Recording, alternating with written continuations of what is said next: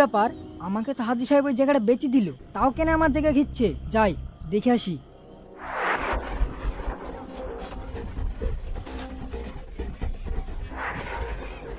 হাজি সাহেব, আমার জায়গা কেন আপনি ঘিরছেন? আপনার জায়গা মানে? এটা তো আমার জায়গা। আমার জায়গা আমি ঘিরবো না তো আমার জায়গা কে ঘিরবে? আপনি যখন হজে গেলেন তখন তো আপনার জায়গাটা আমাকে বিক্রি করে দিয়েছিলেন। মানে আমি কখন আপনার জায়গা বিক্রি করলাম? হ্যাঁ, আপনি হজ করে এসে আপনি আমাকে মিথ্যে কথা বলছেন। আপনি তো আপনার জায়গাটা আমাকে বিক্রি করে দিয়েছিলেন।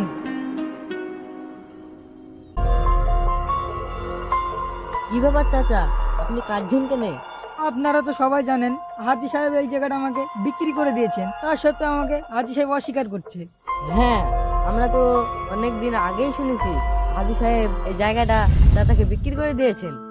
হ্যাঁ, হাজি সাহেবকে আমি তাই বলছি, তাও আমাকে হাজি সাহেব মিথ্যে কথা বলছে।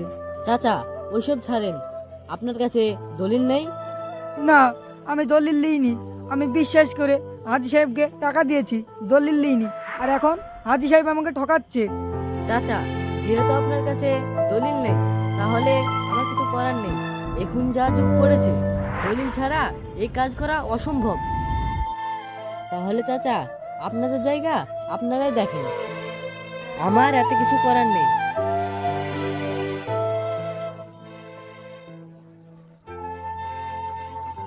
হাজি সাহেব, আমার সাথে এই কাজটা করতে পারলেন?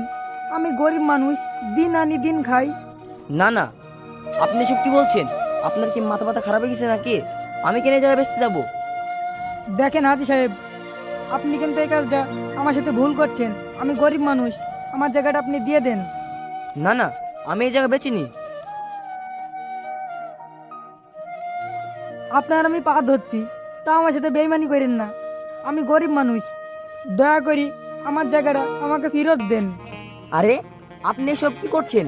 ছাড়েন আমার পা। হাজি সাহেব, এই কাজটা কিন্তু আমার সাথে খুব খারাপ করলেন। এর ফল ঠিক আপনি বুঝতে পারবেন।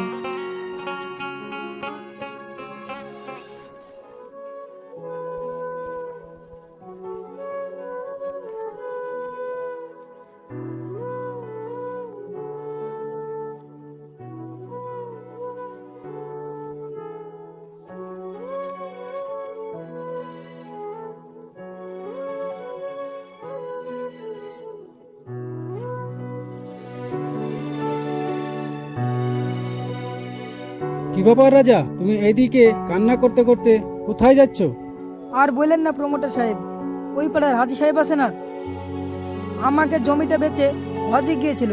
এখন হজ থেকে বাড়ি এসে আমাকে জমিটা দিতে অস্বীকার করছে। কেন, তোমার কাছে দলিল নাই?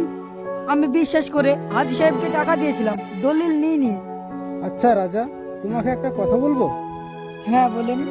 তোমাকে আমি ওই জমিটা ফিরিয়ে নিতে পারবো, তার বদলে তুমি আমাকে ওই জমিটা হাফ দামে বিক্রি করতে হবে। এ কি বলছেন আপনি? আমি কত কষ্ট করে ওই জমিটা কিনেছি, আর আপনি বলছেন আপনাকে হাফ দামে বিক্রি করতে? না না, আমি পারবো না।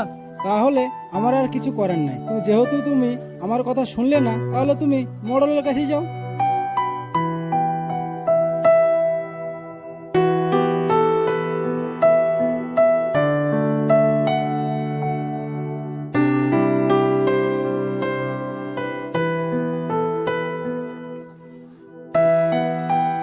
মোড়ল সাহেব, বাড়িতে আছেন? একটু বাইরে আসেন তো। হ্যাঁ চাচা বলেন, কিছু দরকার? বলছি, মোড়ল সাহেব বাড়িতে আছে? হ্যাঁ আছে তো, ও এখন একটু ঘুমাচ্ছে। থামো, আমি ওকে ডেকে দিচ্ছি।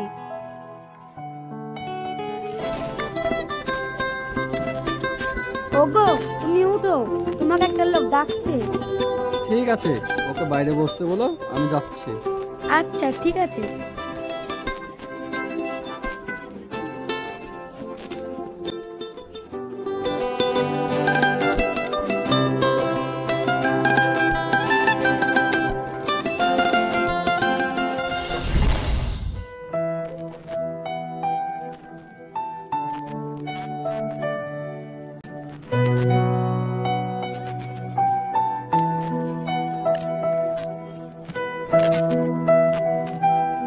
আরে রাজা, হঠাৎ আমাদের বাড়িতে? তোমার কিছু হয়েছে নাকি?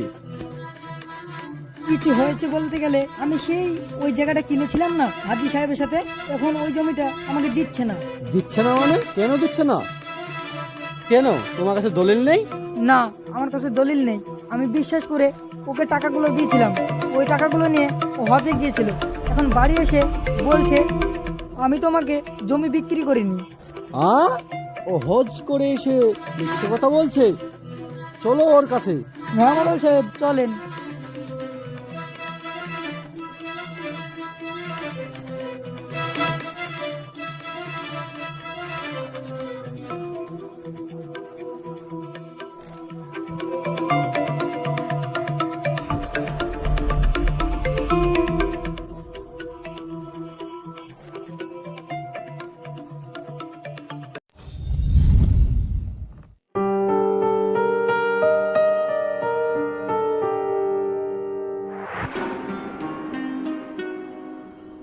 হাজি সাহেব, আপনার নামে আমি এসব কি শুনছি?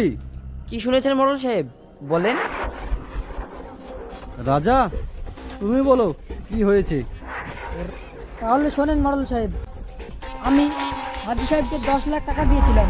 ওই 10 লাখ টাকা নিয়ে ও হজে গিয়েছিল। হজ থেকে বাড়ি এসে এখন বলছে আমি জমি বেচিনি। হাজি সাহেব, রাজা যেই কথাগুলো বলছে ওই নাকি সব সত্যি না মিথ্যে? না মোড়ল সাহেব, ও সব মিথ্যা কথা বলছে, আমি জমি বিক্রি করিনি। আপনি হজ করে এসে মিথ্যে কথা বলছেন?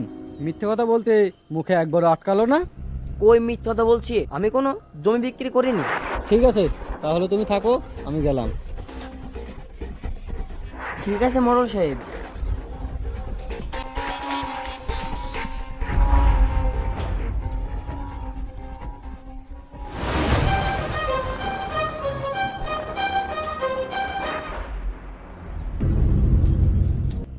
হাজি সাহেব, হাজি সাহেব, আপনার মেয়ের অ্যাক্সিডেন্ট হয়েছে।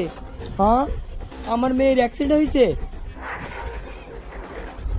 এর ফল ঠিক আপনি বুঝতে পারবেন।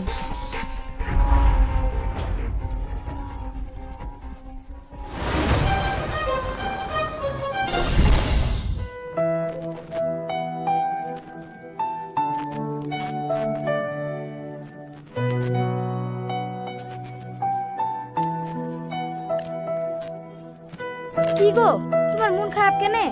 আর বলো না, আমি সে হাজি সাহেবের সাথে জমিটা কিনেছিলাম না, ওই জমিটা এখন আমাকে দিতে চাচ্ছে না।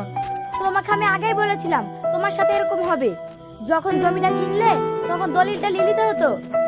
এখন ঠেলা বোঝো, ওই জমি এখন দিতে চাবে নাকি? সাবির চাচা, বাড়িতে আছেন সাবির চাচা?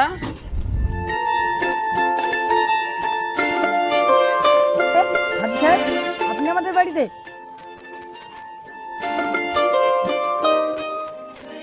বসেন বসেন। না না, আমি বসতে আসিনি, তোমার আমানত আমি তোমাকে ফিরিয়ে দিতে এসেছি। এই লেন, আপনার দলিল লেন। হাজি সাহেব, আপনি আপনি আমাকে দলিল দিচ্ছেন? হ্যাঁ, আমি আমার পাপের সাজা পেয়েছি, তাই আপনাকে আমি দলিল ফিরিয়ে দিতে এসেছি। হাজি সাহেব, কেন? আপনার কাছে আমি পাপ করেছি বলে আমার মেয়ে মৃত্যুর সাথে লড়াই করছে। দেখলেন তো হাজি সাহেব, পাপ বাপকেও ছাড়ে না। আমি আমার ভুলের সাজা পেয়েছি, তাই আপনার কাছে আমি ক্ষমা চাচ্ছি, আমাকে ক্ষমা করে দিয়েন। না না, মানুষ মাত্রই ভুল হয়। এসব কি করছেন আপনি? দেখেছেন আপনাদের মনটা কত বড়। লেন, দলিলটা লেন।